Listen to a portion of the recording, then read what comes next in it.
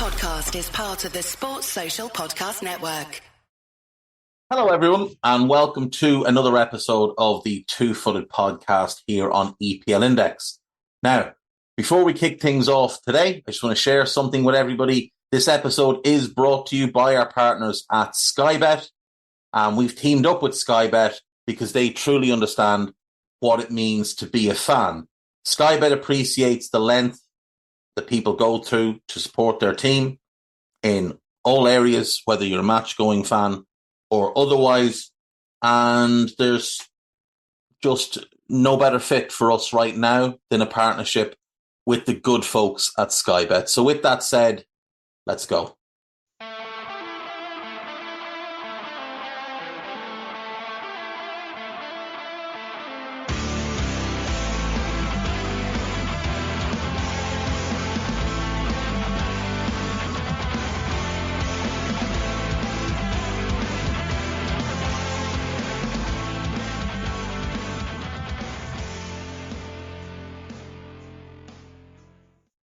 What's good, boys and girls? Two-Footed Podcast. Today is Tuesday. It is April 16th, and as I speak, it has started raining.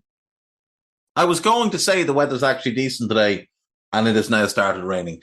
Not as heavily as it would have rained on the parade of Everton Football Club last night, though. 6-0 defeat at Stamford Bridge to Chelsea, a Chelsea team that doesn't score freely. Smashing Everton. Now, Everton should have gone 1-up. Beto somehow missed from 3 yards out. The flag did go up, but it would have been allowed on VAR because it was definitely onside. But somehow he put the ball over the bar from 3 yards out. On 13 minutes, Cole Palmer nutmegged Branthwaite. Branthwaite got back, played the ball off to Jackson, made the second run. Nobody went with Palmer. And it's a gorgeous finish. He just passes it into the net from the edge of the box. On 18 minutes, it's a good move by Chelsea down the left. Good involvement from Caicedo, from Cucurella. The initial shot by Jackson is saved, but Palmer heads in from close range on the rebound. On 29 minutes, Jordan Pickford makes a Hames of a clearance, falls to Palmer. And a gorgeous lofted shot from 35 yards out, which dropped perfectly into the Everton net. Jackson would make it 4 on the stroke of half-time. Again, good work from Cucurella. Great first touch from Jackson and a really good swivel and finish. Game over, obviously, at 4-0 at half-time. But you thought maybe Everton will come out in the second half with a bit of pride and they might get 1 or 2 back. And at least then that might give them a little bit of something out of this game. But on 64 minutes, I think there's 2 penalties here. Palmer is first and foremost fouled in the box. And then the ball breaks to Medecky. He works his way in. Tarkowski clotheslines and brings him down. Penalty is eventually given by the referee. Having watched the first one and not given anything, I think he gave it on the second one. But then Chelsea embarrassed themselves. Like, you're 4-0 up at home. What are you doing fighting over a penalty? Jackson wanted to take it. Medecky wanted to take it. They're having a row. Then Palmer takes the ball because he's the allotted penalty taker. And then they're all arguing with each other. Like, for me, you're 3-0 up. I'd be looking at Cole Palmer and saying, if you want to give the ball to Medecky, it's probably a good thing because it shows a team spirit. You're getting a player involved who'd had a decent game, might help boost his confidence. But it's understandable if you want to take it yourself. And Palmer wanted to take it himself. It's his 9th penalty of the season, and he put it in the back of the net. That made it 5-0. And then on 90 minutes, Alfie Gilchrist with his first goal for Chelsea, smashing home a nice volley from 12 yards out on the angle. Really good finish, 6-0. So let's start with Cole Palmer. He has scored 23 goals in 38 games for Chelsea this season. He has scored 20 in 27 in the league. He's now joint top scorer in the Premier League, along with Erling Haaland. He had never scored in the Premier League before this season. In 19 Premier League appearances, he'd never scored. In 41 career games for Manchester City, he'd scored 6 goals. But he'd never played a large amount of minutes. He was always a late sub. He'd get the odd start here and there. This is the first time at 21 years of age that he's been given the opportunity to really go out and shown what it is that he's capable of. And he has been sensational this season. And it's not just the goals. The goals are obviously a big part of it, but the creative numbers are there for him as well. He's got 9 Premier League assists, 2 in the FA Cup, 2 in the League Cup. 13 assists this season. It's also worth pointing out that he did score twice for City before joining. So he's actually scored 25 goals this season. He got 2 for City, 1 in the Community Shield, which to be fair is a pre-season friendly, and 1 in the UEFA Super Cup. But he got no pre-season with Chelsea. He signed on the last day of the transfer window, missed the first couple of games of the Premier League season. And it kind of makes a mockery of the nonsense that, such and such a player signed late in the window, didn't get a pre-season. Cole Palmer got a pre-season. He just got it with Man City. We see this excuse made for players, they got no pre-season. Yes, they did. They had pre-season with their former club. So this idea that a player who signs late in the window doesn't have a pre-season is absolute nonsense. Of course they do. Unless they've been injured, they have a pre-season. And this idea that just because a player's of a certain age, that they should be given a free pass. Again, Cole Palmer's proving that to be nonsense. This guy had minimal career minutes under his belt. Comes into this season and he's just been sensational. Like, he's played for Chelsea, he's played about 3,000 minutes this year. If we look at last season, he played 850 minutes across all competition. The season before, he played about 1,000 minutes. No, to be fair, he didn't, because 650 of them were in the Premier League 2. Now, he scored 8 goals and had 4 assists in 8 games at the Premier League 2 level, showing he was clearly far too good for that level. For the first team, he got about 350 minutes. And yet he's able to do this, which would suggest that maybe certain clubs are doing things the wrong way. Season before that, he played 100 minutes. He was on the bench countless times over those 3 years and never got off the bench. Manchester City made a mistake letting Cole Palmer leave. They made a significant mistake. He is an outrageously good footballer. His passing, his vision, the weight of pass, his crossing ability is sensational. Takes a very good set piece. Obviously a great penalty taker. Very calm in front of goal. Good dribbler. Doesn't have electrifying pace, but he's got enough to keep him going. He has to be in the England squad for the European Championships. Whether he's a starter or not, I don't think so. I think if you're basing it on this season, on form, you'd have to say he is. Him, Bellingham and Foden behind Kane. I just don't think there's enough pace in that. Saka, Bellingham and Foden is probably what Southgate will go with. Again, I don't really love that. You don't have that outlet. Foden's quick, he's not rapid. Saka's quick, he's not rapid. Bellingham's quick-ish, but certainly not rapid, and Kane isn't quick. There's no real pace, no real lightning pace in that front three.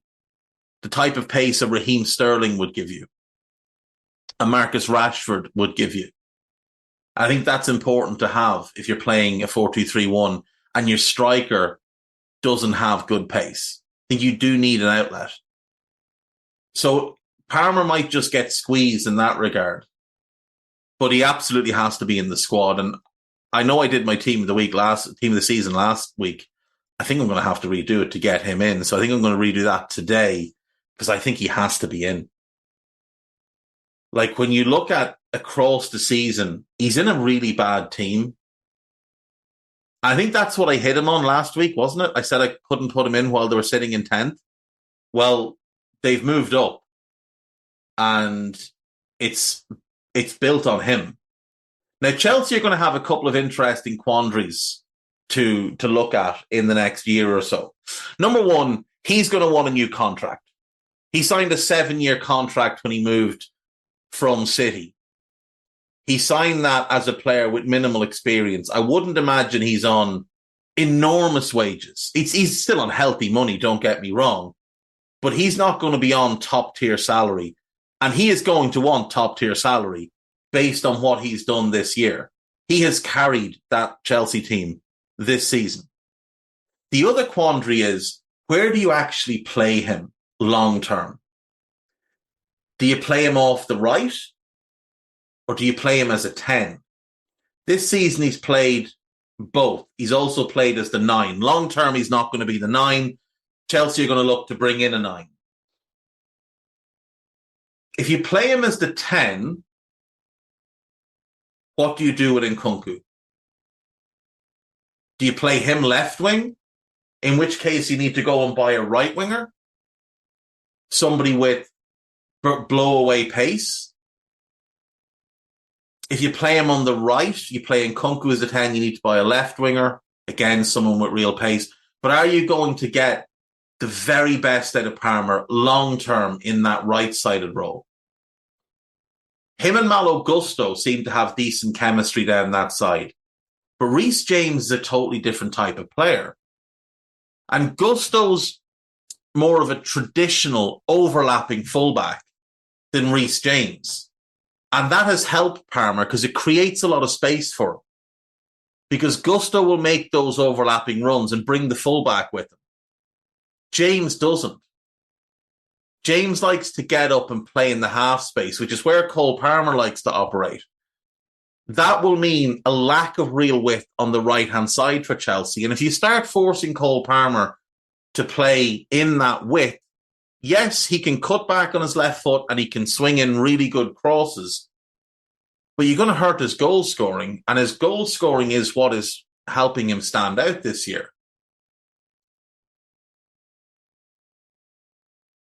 So that's a big decision that they have to make, is what are you going to do with him? I think what makes the most sense is to play him as the 10 and Nkunku off the left.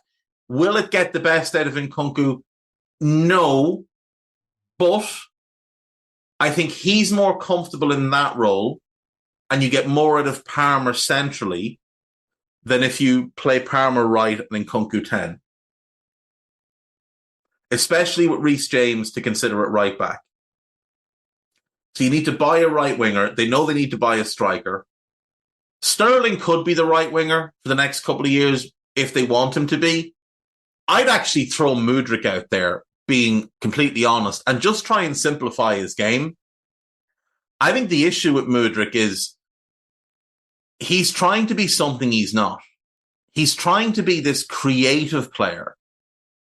And Chelsea are trying to make him into this multifaceted winger, when in truth, all they should really want him doing is knocking it past the fullback and whipping in crosses. The best use of Mykhailo Mudryk, in my opinion, for Chelsea, with what they have, would be to turn him into Andrei Kanchelskis, which is where you simplify his game, you feed him the ball, you have him square up the fullback, knock it past him and run. And you're only having to beat one player when you do that. He only has to focus on winning that 1v1 battle with a left back When he plays left wing, yes, he can knock it past and run, but he's not comfortable whipping in crosses on his left foot. So he's always going to have to cut back, which means he's going to have to beat the right back twice.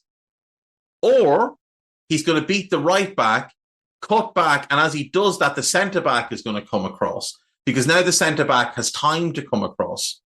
Or if he cuts back outside the fullback and beats him for a second time, now you're getting a tracking midfielder coming back, and all of a sudden you've got a third body to deal with. Well, one body twice, and then the second body is the third. If you play him right wing and just say to him, hold the width, we'll get you the ball, knock it down the touchline, and just beat that man. Don't worry about anything else. Just beat that man.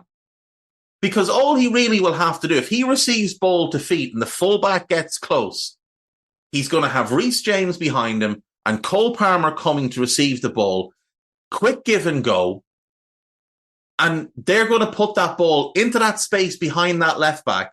And he is going to beat any left back in world football in a straight line sprint. And he doesn't then have to even worry about a touch. Because especially with Palmer, because of the angle he'll have. With James, he might have to take a touch because of the angle James will be playing at over the top. It'll be more of a straight pass.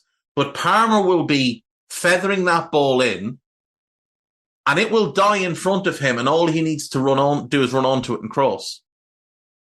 It takes all of the thought out of his game. Get it, give it, go, cross it. Get it, knock it, run, cross it. That's it.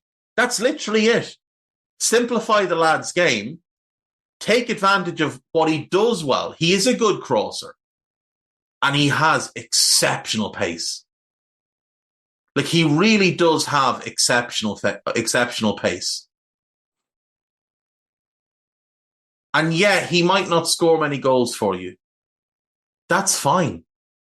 If he can get you 10, 12, 15 assists from simply running down the wing and either crossing it or cutting it back to the edge of the box, where again you'll have Palmer arriving. You'll have Nkunku coming in off the left. Between crosses and cutbacks, that is going to be easy assists for Mudryk. Easy assists. And then he can be a real weapon for Chelsea. And while he's never going to be the £90 million player they thought they were buying, he can at least become a positive contributor to the team. So if they have him, Palmer and Nkunku, that's really nice balance. James at right back, we know he's very, very good. He just can't stay fit. But when he's fit, very, very good. Now, if Gusto is playing there, then you can afford to switch it up. Then you could say to Nkunku, look, today we're going to put you right wing. We're going to put Mudryk left wing. We're going to put you as the 10. We're going to play Palmer right wing. We're going to move things around. It gives you flexibility. But when James is right back, Mudryk right wing, I think that would be hellish to try and defend against. And the one thing about Mudryk as well is he will track back. So he will get back and he'll help Reece James, which is really beneficial to have. Cole Palmer doesn't do that as much. And Nkunku won't do that as much.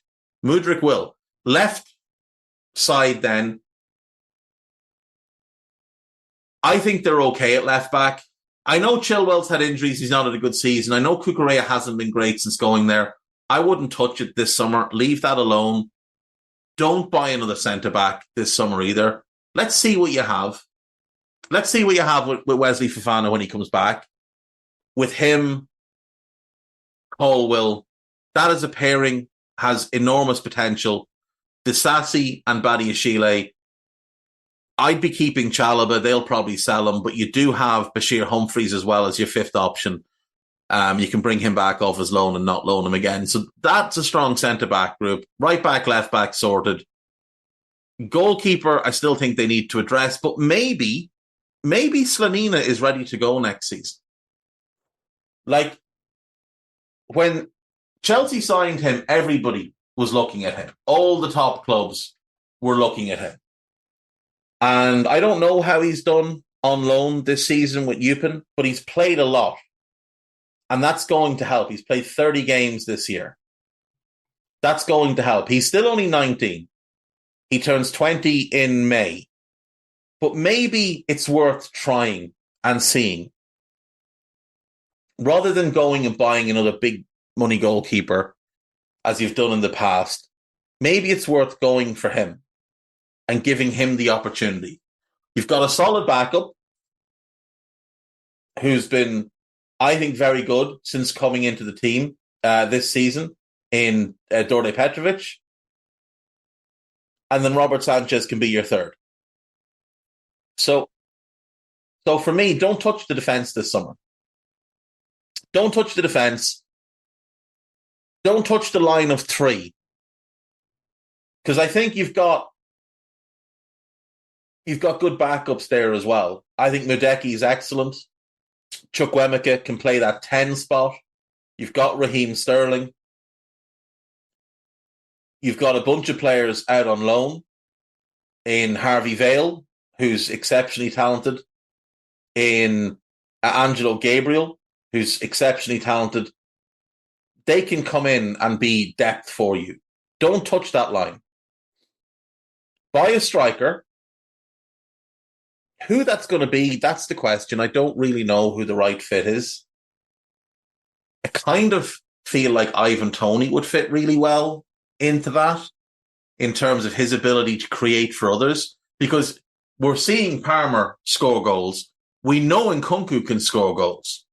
So if you get an Ivan Toney in who can obviously get you goals, but also facilitate others from that second line, that to me would be hugely beneficial.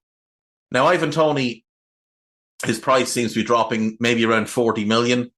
I think that makes more sense than going and lumping in on Osimhen. As Osimhen's incredible, genuinely incredible, but they want well over 100 million. He's going to want 400 plus grand a week. You're at best a Europa Conference League team. You need to be a bit smarter with your money for the time being. When you get back into the Champions League, then have a look and see who's available. The issue I have, though, is still that midfield. Now, last night, Enzo and Moises both played well, but myself and any one of you listening could have played well against that Everton midfield. There was just so much space. It was actually embarrassing how much space and time they had. Again, you've got Andre Santos, who's a hugely talented player, very, very highly rated. You have Ogachukwu, who's another massive talent. But I do wonder if maybe they should look to bring someone in. I said recently, if it were me, I would actually sell Enzo. And I love Enzo. I'm a huge Enzo fan. But if I was making decisions at Chelsea this summer, I'd be calling PSG and saying, look, do you want this fella? We're prepared to sell. We want our money back. So we paid 107. That's what we want. And go and put that money on João Neves from Benfica, the fella who replaced Enzo in that Benfica team. Because I think João Neves, with how he plays, is a much better fit next to Caicedo. He doesn't have Enzo's range of passing, but he uses the ball equally well. He's more dynamic, and he wants to play that bit higher up as well. He doesn't want to just sit behind the play and dictate. He wants to progress with the ball. And that's something that you currently lack. That's what McAllister did next to Caicedo. And you'll get people that say, oh, well, I looked at the heat map for McAllister and he was the one. Yeah, he came deepest to receive the ball. And off the ball, he was also playing deep in that double pivot. That doesn't make him the defensive midfielder. He was the conductor in there. Moises was the defensive midfielder, the ball winner. That's what Moises does really well. But Moises also wants to receive the ball in those deeper areas. If you have João Neves and you can get him playing between the lines a little bit, Caicedo's great at taking it on the turn and moving it quickly. Neves is great at being in position to receive the ball. He's busy. He's always finding little pockets of space to receive that pass. And he's on the half turn and then he's away.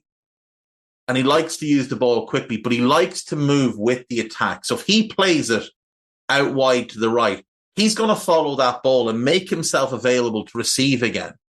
And then he's going to play it into the striker and he's going to follow that ball and make himself available. Enzo doesn't do that. Neither does Caicedo. And when you've got players like Cole Palmer and like Nkunku in particular, if you've got a striker that can receive the ball with his back to goal and just be the wall for a midfielder like João Neves to ping it into, move on to and receive that second ball and immediately play the ball in behind the defence, and you've got Palmer and Nkunku working onto that, that's how you'll open up a lot of defences. So if I was running Chelsea this summer, I would buy a striker, and I do think Ivan Toney makes sense. Victor Gyökeres would also make sense there, and Gyökeres age-wise might make more sense. And I would look to move out Enzo and bring in João Neves. Honestly, I think that would be a hugely improved team and move Mudryk, as I said, to the right wing. On the Ev, I'm just not angry. I'm just disappointed for them or with them. Do you ever just feel really sorry for other fans? Because I feel really sorry for Everton fans. Like, it's been a long time watching joyless football. And that's what Everton put forward most seasons. Joyless football and joyless campaigns. They last won something in 1995. But let's track a couple of years before that. So as we know, Everton were great in the 80s. They had a tremendous team in the mid-80s. And they won a couple of league titles. So if we go back to the 84-85 season, they win the league. They finish second the next year. They win it again in 86-87. Then they finish fourth in 87-88. In there, they also win a European Cup Winners' Cup. Was it a Cup Winners' Cup? I'm almost certain it was a Cup Winners' Cup. Let me just confirm that for myself. Don't think it was UEFA Cup. Honours and Achievements. European Cup Winners' Cup, 84-85. 88-89, they finish 8th, right? And things begin to go badly for them. They finish 6th the following year. Then they finish 9th in 1991. Then 12th in 91-92. Then 13th in 92-93. Then 17th in 93-94. And they escape on the final day. Then 15th. But they win the cup. Okay? They win the cup. And that's what's most important about that season. You go out of the League Cup early. You finish 15th in the league. So you've not had a great season, but you won a cup. 95-96, they finished 6th. Then they finished 15th in 96-97.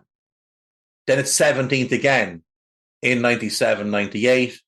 14th in 98-99. 13th in 99-2000. 16th in 2000-2001. And then 15th in 01-02. And what's notable about 01-02 is David Moyes arrives. Okay. And we all know the sneer at Moyes, didn't win anything. He was there over a decade. He proved he was a winner without needing trophies to prove he was a winner. But he is a winner and all that good stuff at Taft's Tavern.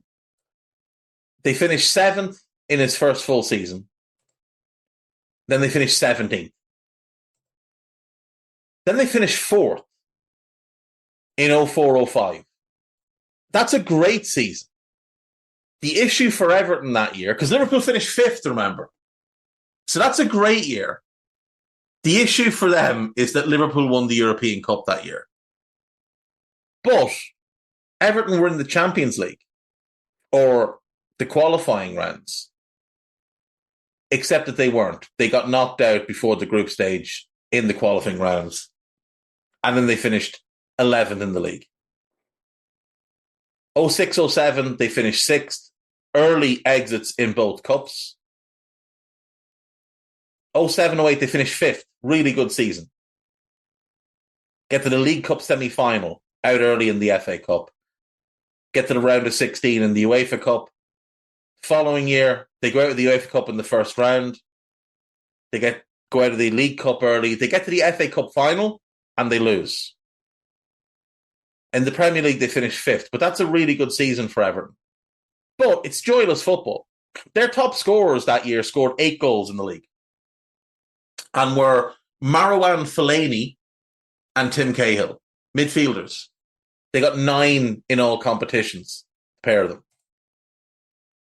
09-10, they finish 8th. They go out of the Europa League early, but out of both cups early.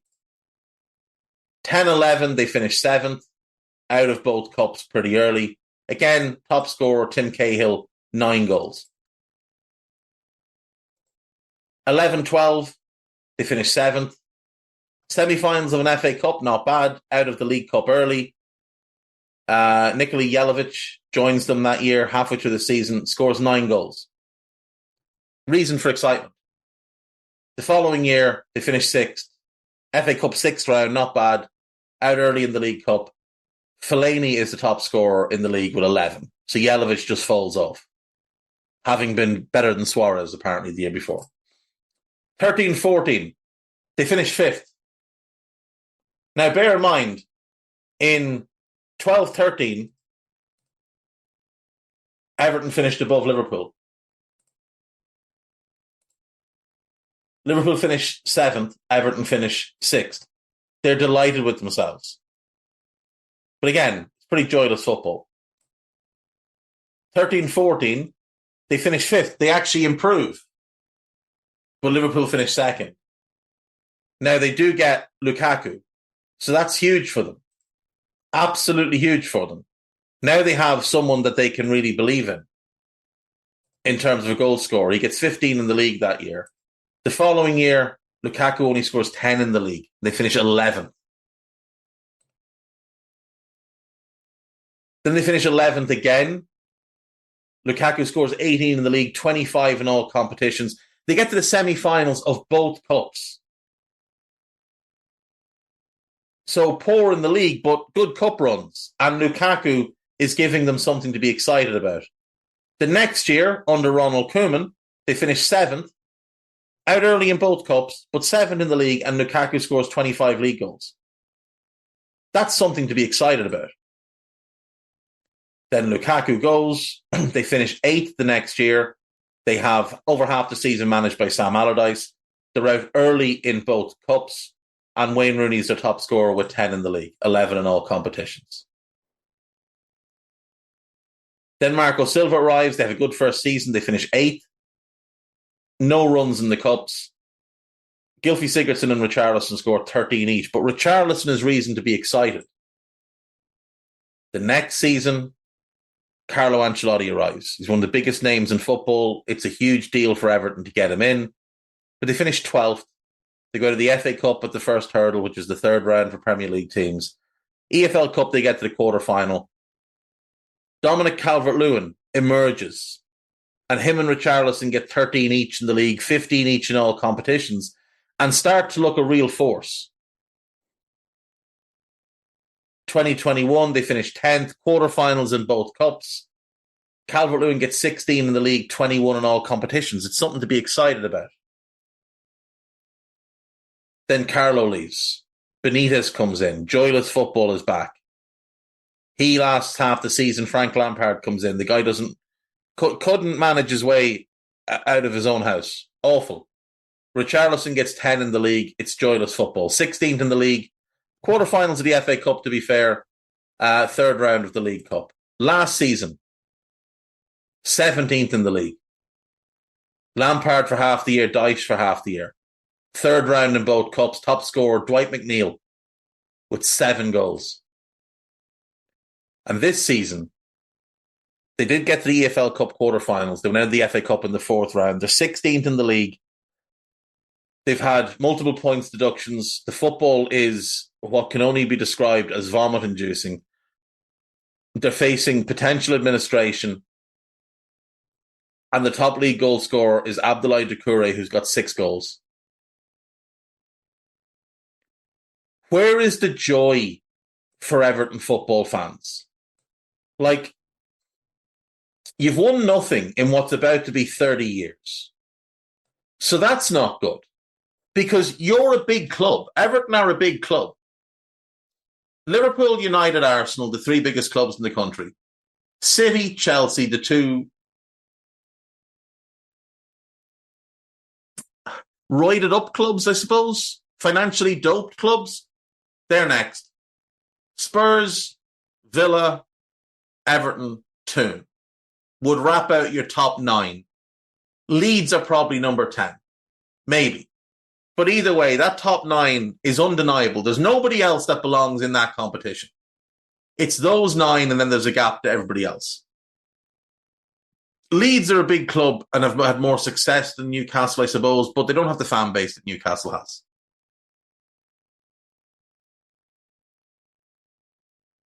But Everton are in that group regardless. But where's the joy? Like, where is the joy for them? Listen to the managers that they've had in recent years. So, like, Moyes is there for 11 years. It's been 11 years since he left. Martinez, Unsworth as caretaker. Koeman, Unsworth as caretaker. Allardyce, Silva, Ferguson as caretaker. Ancelotti, Benitez, Ferguson as caretaker. Lampard, Dyche. That's 8 managers plus 4 caretaker spells in 11 years. David Moyes was there 11 years. In the 11 years prior to David Moyes, they did have some upheaval, it must be said. Howard Kendall, Jimmy Gabriel as caretaker, Mike Walker, Joe Royle, Dave Watson as caretaker, then Kendall again, and then Walter Smith. So you've got 5 managers in the 11 years prior. Well, it's actually more than that, though. It's in 12 years prior. But, like, there's just been so much upheaval over the last 11 years. Roberto Martinez managed 140 games, was there 3 years. Nobody else has managed more than the 67 that Carlo Ancelotti was there for. Carlo was there 18 months. Koeman was there from June of 16 to October of 17. That's 16 months. Allardyce lasted from November to May. Now, you can say, oh, well, he was only ever meant to be a temporary. That's fair enough, but he was still there for 7 months. Marco Silva lasted 18 months. Carlo, 18 months. Benitez, 6 months. Lampard, a year. Just under a year, a week short of a year. And Dyche now is approaching 18 months. And if Dyche sees out the season, which I think we'd expect him to do, he will have managed 61 games, which is more than Koeman, more than Silva, more than Benitez, more than Lampard, more than Sam. It's 6 games less than Carlo, but still less than half of Martinez. So you take any 2 managers since Martinez, and none of them have managed the same amount of games that he did in his time there. It's just incredible, the turnover of managers. Now, many of them are bad appointments, but I think Marco Silva, if he had been given time and patience, I think he's the one that could have worked out there, because I think he's a really good manager. Carlo was never staying long. Everton was always a means to an end for him. Benitez was a bad appointment. Lampard was a bad appointment. Koeman was a bad appointment. Marco Silva is the only one that was a good appointment with a long-term view. Carlo, you have to do because he's Carlo, but you knew he was leaving the minute he walked in the door. I like Sean Dyche, but this is not working. It's not working at all. Now, look, again, you could look at it and say, well, they've had 8 points deducted. If it wasn't for that, they'd be on 35 points. They'd be ahead of Crystal Palace and they'd be perfectly safe. And that's true. That is true. But the football would still be turgid. It would be absolutely turgid. And it wouldn't, like, you getting points deducted had nothing to do with you getting your arses handed to you last night by an average Chelsea team who sit 9th in the Premier League.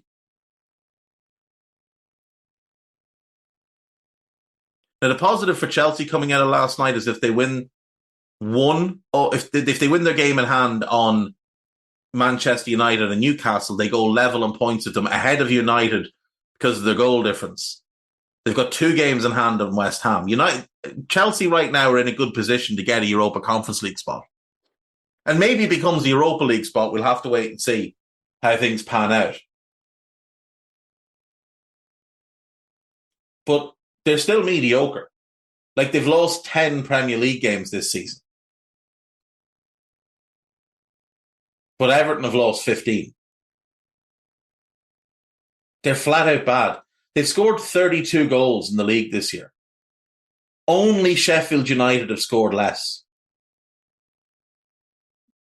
Defensively, before last night, they'd been really solid. Before last night, they went into that game having only conceded 42 goals all season. There are only 3 teams in the league who've conceded less than that, and they're the top 3. But that's the balance. They're that strong defensively because they're so bad going forward. Even after last night, they still have the joint 4th best defensive record in the league, which tells you how bad the defending is in the Premier League this year. Like, it is heinously bad. Your teams in 4th and 5th are conceding a goal and a half a game. That's shocking. City are right at a goal a game. Even for them, that's not great. Arsenal 26, pretty good. Liverpool at 31. It's okay. It's not good. It's not where they should be. But everybody else, 49, 49, 52, 48, 58. Like West Ham conceding 58 goals. Anyway, I've gone off the point. You look at Everton and you do really wonder, would it be best for that club to go down? Clear the decks, get rid of all the big earners, and just start over again. Look at Burnley. Now, I know they're going to go down this year, but look how much fun they had last season winning the championship. And look how much different they are to watch this year. Like, again, I do like Sean Dyche, but in that last season at Burnley, the football was unwatchable, as it is this year with Everton. Unwatchable dirge. Burnley this season, I quite enjoy watching them play. They're quite exciting to watch. Why couldn't Everton do that? And Everton are a much bigger club than Burnley, so if they did go down, win the league, or just get promoted anyway and come back up, number one, they should have more money to spend because they're a bigger club. Number two, they'll be a bigger draw to players as well. They'd be a much bigger draw than Burnley for many, many reasons. But they could just get a complete hard reset on the club and come back up ready to be relevant. The problem for Everton is they're not really a relevant club now. Like, no one looks at Everton and thinks, oh yeah, I'll tune in and watch that game because I want to watch Everton play. Nobody before the season thinks Everton are a team to watch. They could spring a surprise because they're just awful to watch. Genuinely awful to watch. And like Moyes did well keeping them in the top half as many years as he did. And obviously Martinez got a couple of top half finishes as well, 6th and 5th. But it's just been abysmal. Like, they're not close to winning anything. They haven't come close to winning anything. They got to one final in 08-09. In 30 years, one final and two other semi-finals. Sorry, three other semi-finals. Three other semi-finals. And that's it. And one of those semi-finals, they lost to Liverpool. So I'm sure they would have preferred not to get to that semi-final. They've had European football 1, 2, 3, 4, 5, 6, 7, 8 times in 30 years. They got knocked out in the second round, the third qualifying round. That year, they got knocked out of the third qualifying round of the Champions League. They also got knocked out in the first round of the UEFA Cup. They got to the round of 16 once. Another first round knockout. Round of 32. Round of 16. And group stage. That's abysmal. Where is the joy for Everton? Even look at their goal difference each year. Like, there's nothing to be excited about. Martinez played some decent football there. That's the only decent football. And Marco Silva did for a while. That's the only decent football they've had there in 40 years. Like, how long can they just continue to wander along in this aimless, pointless slog? Like, the best thing that happened to Aston Villa was going down. For multiple reasons. Number one, you got rid of a bad owner. Now, they had another bad owner after him. But eventually they got good owners. Which is what they have now. Very good owners. But look at Villa. Villa and Everton, I would say Villa slightly bigger. Minuscule difference, though. Two of the biggest clubs in the country. Barring the financially doped clubs, they're in the top 5. Like, they're both bigger clubs than Spurs. We all like to pretend Spurs are something they're not. Historically, Villa and Everton are bigger clubs than Spurs. Bigger, much more successful. Everton have had great success over the years. 9 league titles. 5 FA Cups. European Cup Winners' Cup. That's real success. They're nowhere close to ever doing anything of note, again, as things currently stand. Other than year after year being horrible to watch. And that's for us that don't pay to go to those games. Imagine you go out, you work hard Monday to Friday to make sure all your bills are paid, your kids are looked after, everybody has what they need, and with what money you have left, you go and you pay to watch Everton. And they serve up crap week after week after week. Horrible, unwatchable football. And like, their home record this season, 4 wins. 4 wins. 16 goals in 15 games at home. And what's even worse about it is, because of how defensive and negative they are, Everton fans have gone to 15 league games at home this year and only seen 34 goals in total. 16 of them they've been able to cheer. In the FA Cup, they beat Palace at home and then they lost at home to Luton. They also lost at home in the EFL Cup on penalties to Fulham. Like, there's just no joy. At least if they got relegated, while it would be horrible, and it would mean a period of uncertainty for the club, and possibly it could possibly take 2 years to sort the mess out and get them back on a solid financial footing. I'll tell you one thing, these 777 partners are not the boys to get this club sorted. But if you could find the right owner, clear out all of the overpriced, overpaid, underperforming, aging players that are there, and just start fresh and rebuild and build with exciting young players and play a decent brand of football under a manager that is, progressive and forward thinking. Then you start to win games, and all of a sudden you're winning games. And you're winning games. And it's fun to watch your team win games. And it's even more fun to watch your team win games when you're playing good football.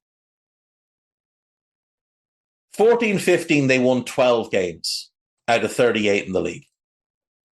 15-16, they won 11. 16-17, they won 17. 17-18, they won 13. 18-19, they won 15. 19-20, they won 13. 21-22, they won 17. 21-22, 11. 22-23, 8. And this season they've won 9. No season winning half their games. That's fair enough. 3 seasons winning 15 or more. Remember, 13 is basically a third of the season. So if you win 13 games, you don't win 2/3 of your games. I went through, 10 years there? 10 years there. They've had 3 seasons in which they haven't failed to win at least a third of their games. And 15 wins this season would be great. Newcastle have won 15, United have won 15. Let's say they win 17, 18 by the end of the season. 15, West Ham might win 15 games this season. They've got 5 left. They've won 13. 15 wins this season would have been great. 17 wins would be unbelievable. For Everton, 13 would be great this year, but you'd still be going and not winning 2/3 of your games. You look at the defeats. This season, they've lost 15 games. Last season, they lost 18. They've still got 6 games left, by the way, so 15 is only a working number. The season before that, they lost 21 games. Season before that, they lost 13. That's not bad. But 21 and 18, that's 39 games. And 15 this season. That's 54 games Everton fans have watched their team lose over the last 3 years. And this season's not even over yet. And again, at home, they won 4 games this season. At home. Last year, they won 6. And the season before, they won 9. So 19 home games out of almost 3 full seasons worth of games, which means you get a 1 in 3 chance of seeing Everton win a game if you go to watch them at home. Now, they should win a couple more this season because they do have a few easy ones, but it's just an endless slog of horrible, horrible garbage, isn't it? I'm going to go to break. I'm actually not going to have time to do a team of the year today, so I'll do it next week. We'll have a bit more information next week as well, and we'll be a bit closer to the season. I'm actually going to do, someone suggested this to me, I'm going to do first team, second team, and third team. So, because I'm a big NBA fan, and they do all NBA first team, second team, and third team. So I'm going to pick Premier League first team, second team, and third team. But I'll do it next week. When we come back after this break, we'll look ahead to tonight's important games. So see you after this. Right, welcome back. So we have some important games taking place tonight in the Champions League. We have Borussia Dortmund against Atletico Madrid, and we have Barcelona against PSG. So let's start with Borussia Dortmund. Currently sitting fifth in the Bundesliga. At the weekend, they beat Mönchengladbach 2-1 away from home, despite playing the last 40 minutes with 10 men. Marcel Sabitzer with both goals in that one. Their form this season has been quite mixed. They'll be disappointed to not be in the top four, but Stuttgart's run, I think, has taken everybody by surprise. Other than that, they would be in the top four. In this competition, they've looked, again, a little bit hit and miss. There's been times where you watch them play and it's all very cohesive and it works well. And then times where Edin Terzic just seems to be making it up as he goes along. They were in a difficult group in the Champions League and they managed to win that group. They lost 2-0 in Paris to PSG. Then they drew at home with Milan 0-0 and you were worried about them. But then back-to-back wins over Newcastle, 1-0 at St. James's with Felix Nemecha getting the goal, 2-0 at home with Fulkrug and Brand getting the goals, and then they went to Milan and won 3-1. Marco Reus, Jamie Bino-Gittins and Adeyemi scoring. A 1-1 draw at home with PSG was enough not to not just win, qualify, but to win the group. Adeyemi put them one up. Zaire Emery equalised. PSG snuck through in many ways, but Dortmund went through top of the group, and then they faced PSV Eindhoven. They went to Eindhoven and drew 1-1. Daniel Malin with the opening goal there. De Jong pulled the equaliser back for PSV, but then a run-of-the-mill 2-0 win at home. Sancho scored early, Royce scored late, and that put them through to this situation. Now, obviously, they lost the first leg 2-1. Rodrigo de Paul and Samuel Lino with the goals, but the late goal from Sebastian Haller gave them a strong position to go into this game. Atleti have won back-to-back league games. They beat Villarreal 2-1 away. At the weekend, they beat Girona 3-1. That was a really good performance and a really good result, having gone 1-0 down as well. In this competition, they got an easier group. They got Lazio, Feyenoord, and Celtic. They drew away to Lazio. Barrios scored and had them 1-up until the 95th minute when they conceded. They beat Feyenoord 3-2 at home. They went 1 down, then it was 1-1, then they were 2-1 down, but then they fought back and turned it around either side of half-time. They went to Glasgow and drew 2-2 with Celtic. Disappointing result for them, but in the end, I think they were happy enough. They went 1 down, Griezmann equalised, 2-1 down, Morata equalised. Then they hammered Celtic 6-0 at the Metropolitano. Griezmann got 2, Morata got 2, Lino scored, Saul scored. Maeda sending off on 23 minutes really did screw Celtic badly in that one. A 3-1 win away to Feyenoord. Gertruda own goal, Hermoso scored, and then a Jimenez own goal. Mats Wiefer got the only goal for Feyenoord, although Feyenoord scored 3 and still lost 3-1. And then they beat Lazio 2-0 at home, Griezmann and Lino. They played Inter Milan, and I was really impressed. They were completely outplayed in the first game. Arnautovic scoring the winner to give Inter the 1-0 win. Then a 2-1 win at home, having gone 1-0 down. So DiMarco scores, Inter are 2-0 up and cruising, and they're through. Then Griezmann scores straight away, then the late Depay goal, and then they held their nerve on the penalty shootout. Away from home, they haven't been nearly as good. They've only won 1 game away from home in the Champions League so far. That was that Feyenoord game. When you look at their away form domestically, 5 wins, 3 draws, 7 defeats, compared to at home, 14 wins, 1 draw, 1 defeat.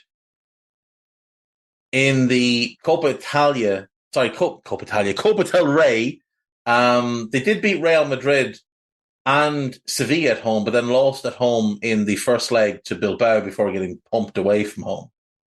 So home form has been really good. Away form's been very, very hit and miss.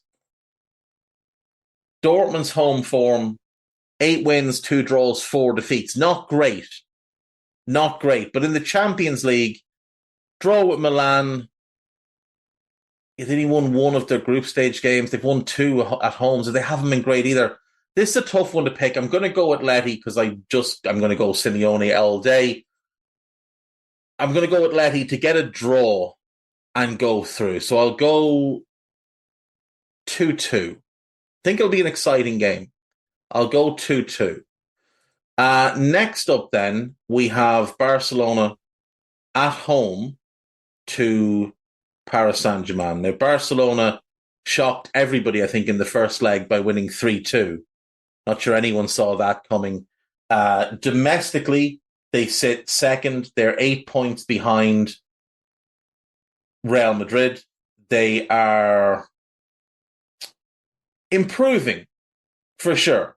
They've only lost 3 games all season in the league, it's worth pointing out. They haven't been a disaster. Xavi has not been found out, as is the nonsense.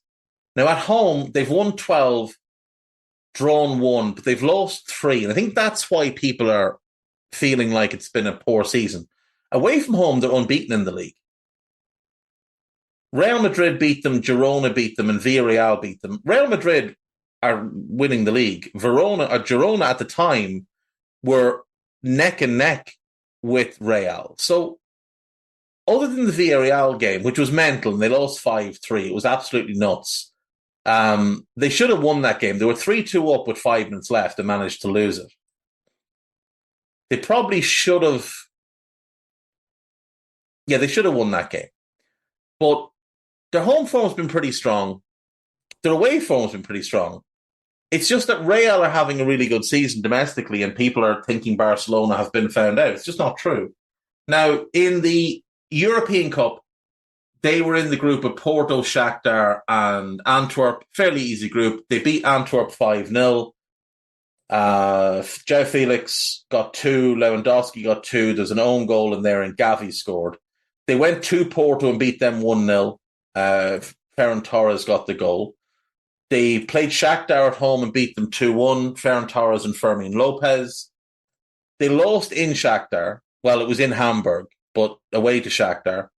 They beat Porto at home 2-1, João Cancelo and João Felix. And they lost 3-2 away to Antwerp, which was hugely disappointing for them because they should be beating Antwerp. But it didn't really matter. Ferran Torres and Guipaz, they scored the goals. They played Napoli. They drew 1-1 in Naples. Lewandowski scored, Osman equalised. Then they beat them 3-1 at home and looked very good. Fermin Lopez and João Cancelo had that game in hand on 17 minutes. They were 2-0 up. Napoli got one back, but then it was all Barcelona, really. And Lewandowski scored to wrap things up. 3-2 win, obviously, in the first leg. PSG, I mean, they're individually better than Barcelona. I just don't think the manager's any good. I really don't. Obviously, they're running away with the French title again. Now, they haven't played since the draw at home to Clermont Foot. So they had no game at the weekend, but they're running away with the league title. They currently sit 10 points clear. They've got 6 games left and a game in hand on the team below them. They are in the final of the Coupe de France. They'll play Lyon. They should win that. They've already won the French equivalent of the Super Cup, beating Toulouse. But they haven't been great in the Champions League. They haven't been impressive. Obviously beat Dortmund 2-0, Mbappe and Hakimi. Lost 4-1 away to Newcastle. Almiron, Byrne, Longstaff and Schär scored for the Toon. Hernandez scored for PSG. Beat Milan at home 3-0. Mbappe, Kolo Muani and Lee. Lost 2-1 away to Milan, having gone 1 up through Skriniar. Rafael Leao and Oli Giroud scored. Then a draw at home to Newcastle with a late Kylian Mbappe penalty at 98th minute, and then a draw in Dortmund, where again they were 1-0 down. They played Real Sociedad in the round of 16. Mbappe and Barcola scored in the home leg to win 2-0. In the away leg, Mbappe got 2 to wrap it up. Marino got pulled one back, but 4-1 on aggregate. But again, it just didn't feel like they were clicking as a team. And in that first leg, it just looked very disjointed. They go 1 down, then they go 2-1 up. Dembele and Vitinha score after Rafinha's opener. Then Rafinha equalises and Christensen scores, and they never really they never really threw a haymaker to try and, get back into it. They're just a strange team. They've got all the talent in the world, but they're just the pieces. The manager can't seem to make the pieces fit. Mbappe's having an incredible season. He's got 39 goals this year. 24 domestic in the league, 9 in domestic cups and 6 in the Champions League. 39 goals in 41 games. And remember, he's not started all of them. He's come off the bench in 4 of them. Goncalo Ramos hasn't lived up to expectations, only 11 goals. Kolo Muani's been even worse, only 9 goals. That's a big factor. Ousmane Dembele's been really poor, only 2 goals this season, and he's just not on it. Bradley Barcola shows real promise, but he's a young player that they're not going to be starting on a regular basis, even though he probably warrants it at the moment. But there's something wrong with this team. And I think it comes to the manager. I just don't think he's good enough. Like, you've got all that attacking talent. In midfield, you've got Ugarte, Ruiz, Vitinha, Soler, Zaire Emery. If you can't make a good midfield 3 out of that group, I don't know what to say to you. He plays Danilo Pereira far too often. That guy's just not good. Asensio has had injuries. He's played him a bit too much as well, for my liking. And then the defence. I mean, you've got Achraf Hakimi, Marquinhos, Lucas Hernandez, Nuno Mendes. Now, he missed most of the season. Nordi Madeki, Milan Skriniar, Lucas Beraldo. I don't understand. I really don't understand. I'd love somebody to explain to me why it is that they're looking so disjointed. Because that team is really, really strong. That squad is exceptional. Like, even the goalkeepers. You've got Donnarumma, who's one of the best in the world. Nobody has better backup goalkeepers than them. Keylor Navas is still a very good goalkeeper, and Arnaud Tenas is one of the best young goalkeepers in the world. They nicked him off Barcelona. I just don't understand how this team looks so disjointed. Kimpembe's missed all season with injury, but I wouldn't have him starting anyway. Like, for me, that team lends itself at the start of the season to a back 4, midfield 3, front 3. Hakimi right back, Hernandez left back, Marquinhos and Skriniar as the centre-backs. That's what the back 4 should have been in front of Donnarumma, Ugarte as the 6, and then you can rotate your 8s. And your front 3, Dembele, Muani, and Mbappe. Right, that picks itself. Now that Nuno Mendes is back, Hakimi and Mendes as wing-backs, Marquinhos, Skriniar, and Hernandez is a back 3. In midfield, you go Ugarte and whoever, depending on opposition. Ugarte and Zaire Emery, probably the 2 to go with. And then your front 3 is your front 3.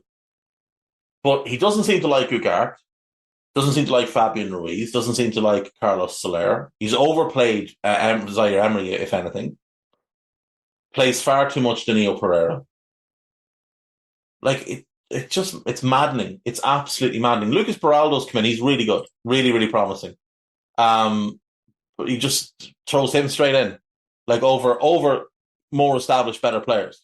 And he might become a better player, but for now he's not. I just don't understand at all what it is that Luis Enrique is doing. So for that reason, I'm hesitant to pick them because I just don't trust him But I do think Mbappe is the X factor here for certain. He's the best player in the world. So I'm going to pick PSG to win the game and go through. So I'm going to go 3-1 PSG. 3-1 PSG. I think they should both be really fun games. If you're looking for a bit of championship action, we have Southampton versus Preston tonight. That one should be good. In the Sky Bet Championship. Southampton currently sitting in fourth, 6 points behind Leeds, but with 2 games in hand. None of the top 5 really are in particularly good form at the minute. Ipswich haven't won any of their last 3, but they're top. Leicester have lost back-to-back games. They're second. Leeds have lost 2 of their last 3 with a draw. Southampton have won their last 2, but prior to that, they had no wins in the previous 3. No, previous 4, I think. West Brom have won 1 of the last 5 with 3 draws and lost last time out. What has happened in that division is Norwich seem to have pretty much locked in 6th. Now, Hull are 6 points behind them. They do have a game in hand, but it's still 6 points. Norwich have 3 games left and are the best team in terms of form. They play Bristol City home, should be a win. Swansea home should be a win. And Birmingham away should definitely be a win. Bristol are 12th, Swansea are 14th, Birmingham are 21st. Norwich should win out. But then we thought Leicester would go and beat Plymouth, so that wasn't to be either. So yeah, you've got championship action tonight. Let me check in on League One. We have a clatter of games tonight. So Burton against Cheltenham, Bristol Rovers against Cambridge, Port Vale against Wickham, Bolton against Shrewsbury, Portsmouth against Barnsley, Oxford against Lincoln City, and Peterborough against Fleetwood, all playing make-up games. The most important one is the Portsmouth game, because a point and they've guaranteed promotion. They're pretty much there as is anyway, but a point guarantees it. So that game there is huge. Bolton Shrewsbury, also big, because Bolton have a game in hand on Derby. They're 4 points behind. They need to win this game to have any chance of automatic promotion. And what else? Fleetwood against Peterborough is big, because Fleetwood need a win to try and get out of the bottom 3. It's not looking good for them. They are 6 points behind Burton with 3 games left. Cheltenham, who play Burton, they have a game in hand on Burton and are 5 points back. So they need to win that one to give themselves any hope. If they lose, I think it's over for them, probably for Fleetwood as well. And maybe even for Port Vale, depending on the outcome of Port Vale against Wickham. But we could see the relegation battle pretty much decided tonight in Sky Bet League 1. And in Sky Bet League 2, we also have a bunch of games. We have Notts County against Stockport, Colchester against Grimsby, Crawley against Barrow, Walsall against Swindon, and Mansfield against Accrington Stanley. Mansfield, huge game. Win and you've guaranteed promotion. Draw and you've pretty much guaranteed promotion, because the goal difference is 28. You've a draw is enough, but win and it's definite. There's no going back. Wrexham and Stockport have obviously already secured promotion, so congrats to both of them. Mansfield 1 more point and they will be certain of playing League One football next year. But it will be fun. It's more fun to go up on a win, I think. It's more fun to go up on a win. This is their game in hand. MK Dons would have to win their last two and hope that Mansfield lose this game and the next two to usurp them. A draw will be good enough because the goal difference is so stark, but a win just guarantees it. So go and win the game, Mansfield. Accrington Stanley are 18th in the league. You're at home. This is one to go and win. So that's everything that we have tonight. Is there any National League games tonight, I wonder? There is, if you're interested. We have Gateshead beat Chesterfield 2-1 last night. Rochdale, Boreham Wood, Wealdstone, Eastleigh, Halifax against Ebbsfleet, Oxford City against Bromley, Gateshead against Aldershot. Those are all tonight. And I might as well tell you about this one because I won't be here for Thursday. Halifax take on Oldham. Obviously, there are two Champions League games tomorrow night as well. Bayern against Arsenal, 2-2 in the first leg. Bayern lost Kingsley Coman at the weekend, which is a blow. I'm going to back Arsenal to upset the apple cart and win 2-1. I think Arsenal do it. I think they beat them 2-1. And I think Real will beat City. I'm going to go 3-1 to Manchester City, which will set up an all-English tie in that semi-final, Arsenal versus Man City.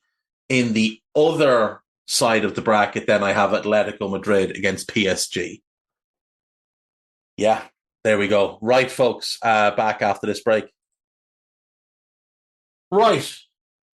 Welcome back. So, before we go to the gossip, I wanted to have a little look at some of the new stuff that's come out of the fan forum. So let's get the ball rolling and delve into what makes football the beautiful game it is, together with Sky Bet and their fan forum. So, who has been the best signing in the Premier League this season? 34% of the people said Declan Rice. 28% said Cole Palmer. 20% said Alexis McAllister. 7% Mickey van de Ven. 5% Mohamed Kudus. 4% Ross Barkley. And 3% Vicario. So, first of all, it's not Declan Rice. He has not improved Arsenal. They're slightly worse than they were last year. And he cost 100 million, 105 million. So you just can't have that as the best signing. He hasn't been as good this year as Thomas Partey was last year. So that's why he hasn't been the best signing. Cole Palmer definitely stands out. McAllister definitely stands out.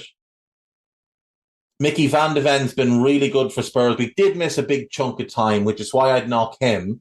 I would also knock James Maddison for the same reason. Vicario's been really good. Kudus took him a little bit of time to get settled, and he's still a bit inconsistent. Part of that is Moyes' fault, but he's been really good. But it has to be Ross Barkley. It has to be. Signed for nothing and is single-handedly keeping Luton in with a chance of staying up. So the signing of the season has to be Ross Barkley. It just has to be. Who has been the worst signing in the Premier League this season? So this is a nonsense. 41% said Calvin Phillips. He arrived on loan, having barely played previous half of the season. It's not Calvin Phillips. Mason Mount, 26%. Moises Caicedo, 24%. James Trafford, 6%. That's not fair. The young goalkeeper playing behind a bad defence. Matthias Nunes, 4%. If you're looking for money-wise, Moises Caicedo has to be up there, but he's actually performed better than people have given him credit for. Just not nearly at the level of what he did at Brighton, but a big part of that is it's an awkward fit with him and Enzo. But absolutely fair to have him there. Ryan Gravenberch should be on this list. He's been terrible for Liverpool. I think Onana would have spent a long time this season on this list, but he has been better of late. So I do think Mason Mount is fair. I think Matthias Nunes should have a much higher share of that. He's not been good for Manchester City. So I think that's fair enough. And is there anyone else? No, that's probably it. Mount, Nunes, Caicedo, Gravenberch, they'd be my four worst. Very unfair on James Trafford. If you had to choose, who do you think will win the Champions League this year? 53% said Man City, 21% said Real Madrid. So that's 74% of people think whoever wins that tie tonight going on to win the Champions League. 10% said Arsenal, 9% said Bayern, 3% said Paris Saint-Germain. I don't understand the logic of thinking that Arsenal or Bayern are going to overcome Real or City, to be totally honest. PSG have the easier side of the draw. Same with Barcelona, same with Dortmund, same with Atleti. So one of them definitely has a much better chance. Like Atletico Madrid, 1%, when Arsenal are getting 10%. Arsenal have to get through Bayern and then would have to get through Paris Saint-Germain Real Madrid or Man City. If Dortmund get through tonight, it's Barcelona or PSG. That's an easier path. And likewise, the other way around. For PSG, it's Dortmund or it's Atletico Madrid. It just makes no sense to me. Which of these players is most likely to win the Ballon d'Or in his career? Phil Foden, Bukayo Saka, Alejandro Garnacho, and Cole Palmer. Foden got 60% of the vote. Saka got 26%. Garnacho got 10%, and Palmer got the rest. I don't know how Garnacho could be below how Palmer could be below Garnacho. And the season that Palmer's having, I mean, I think it's better than any season Bukayo Saka's had. And it's his first season. So I would go Foden as the clear first choice. Then I would go Palmer, then Saka, then Garnacho. And also, if someone could tell Bukayo Saka to stop limping when he has a stinker, people might have a bit more respect for him. Who is the best midfielder of the Premier League? 34% said Kevin De Bruyne, which is nonsense. 17% said Paul Scholes. 17% said Steven Gerrard. 8% said Lampard. 7% said Vieira, who's significantly better than Lampard. 5% said Roy Keane, who's better than Lampard and Vieira. 4% said Cesc. That's a nonsense. 4% said David Silva. I can see that. 3% said Kante. 2% said Yaya Toure. Kevin De Bruyne is not the best Premier League midfielder of all time. Just isn't. He's not better than Gerrard. I wouldn't have him above Scholes. I wouldn't have him above Keane. I wouldn't have him above Vieira. I would have him fifth. I don't know who my number one would be. I don't know who my number one would be. I think it would be between Keane and Gerrard. The other one second, Scholes third, Vieira fourth, and De Bruyne fifth. Lampard sixth. I would go Kante 7, Silva 8, Yaya 9. No, I left out Frank there, didn't I? Oh, yeah, so no, Frank. Yeah, Frank would be 6. Silva 7, Kante 8, Toure 9, Cesc 10. Yeah, there we go. Right, on to our news and gossip, and let's see if there's anything worth mentioning. Bayern's season without a trophy will be a failure, says Harry Kane. It's just magnificent that Harry Kane went there and all of a sudden all the defeats just fell away, or all the winning stopped. Naby Keita has been suspended by Werder Bremen for apparently refusing to travel to a game, having been told he wasn't going to start. Dele Alli was on Monday Night Football last night. The entire segment is up on YouTube, on the Sky Sports YouTube page or one of those. It's really, really good. Go and watch that, please. Go and watch that. It's about 30 minutes. Go and watch that. Aberdeen have agreed a deal to hire Jimmy Thielen to become their manager this summer. He is currently the manager of Elfsborg in Sweden, and he signed a 3-year deal to join Aberdeen. That seems pretty good. He's quite highly regarded. There's a piece here about a goalkeeper called Nicky Salapu, who's American Samoan. Sorry, he's from American Samoa. So, yeah, an American Samoan. I assume that's how you would say that. On the 11th of April, 2001, he conceded 31 goals in a game. Australia beat American Samoa 31-0. He was a teenager at the time. That is horrendous. Go and read that piece. I can't be bothered with Gareth Crooks' team. Actually, you know what? We'll go and have a look at Gareth Crooks' team of the week. Edwin Martinez, fair. Fabian Schär scored, so of course he's in. Joachim Andersen was really good, so absolutely. Gvardiol scored, so he's in. His midfield 4, he's got Gibbs White as a wing-back.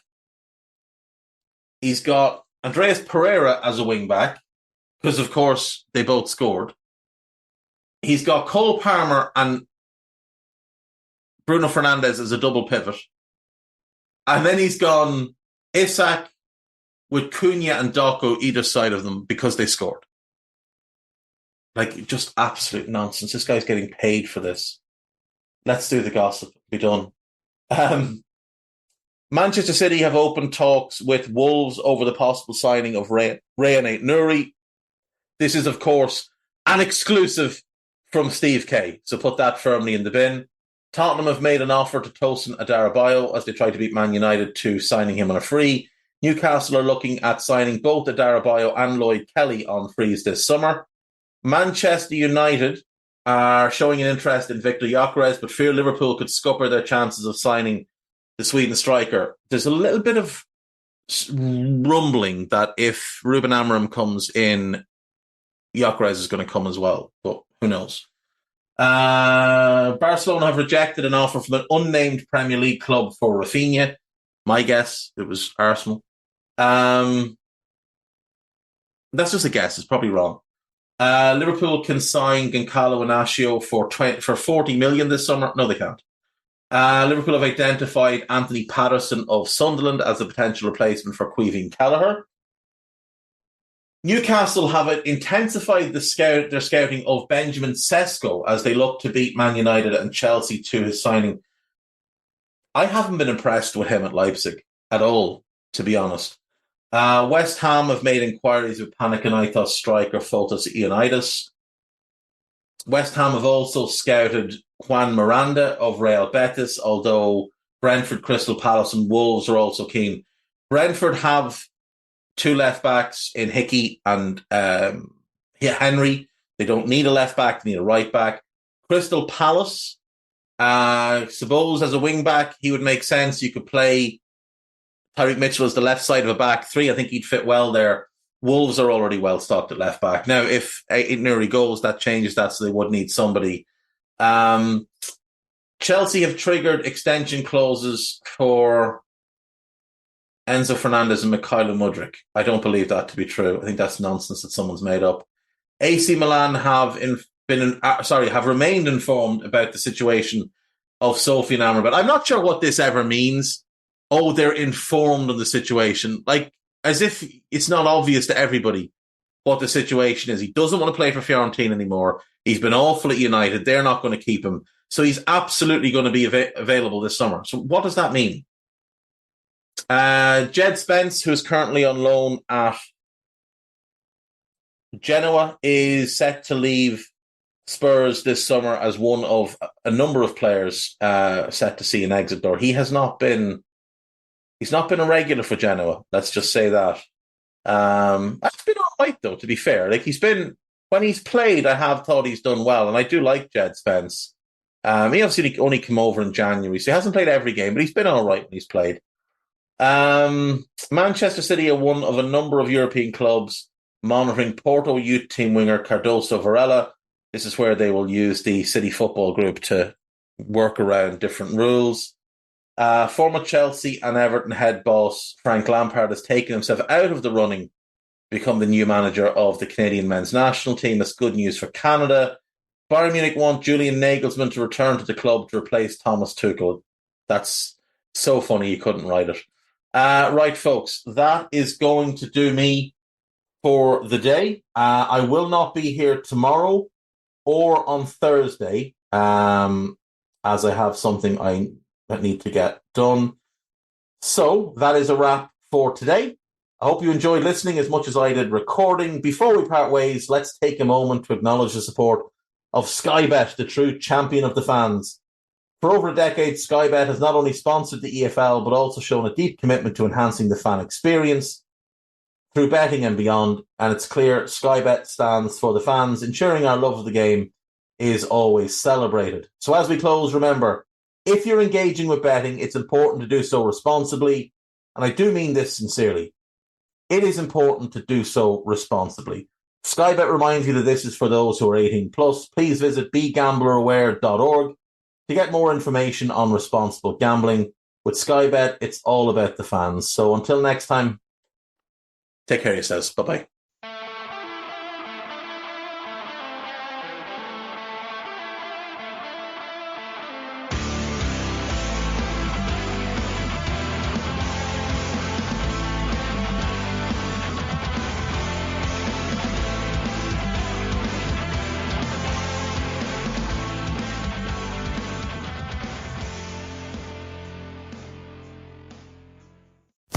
Sports Social Podcast Network.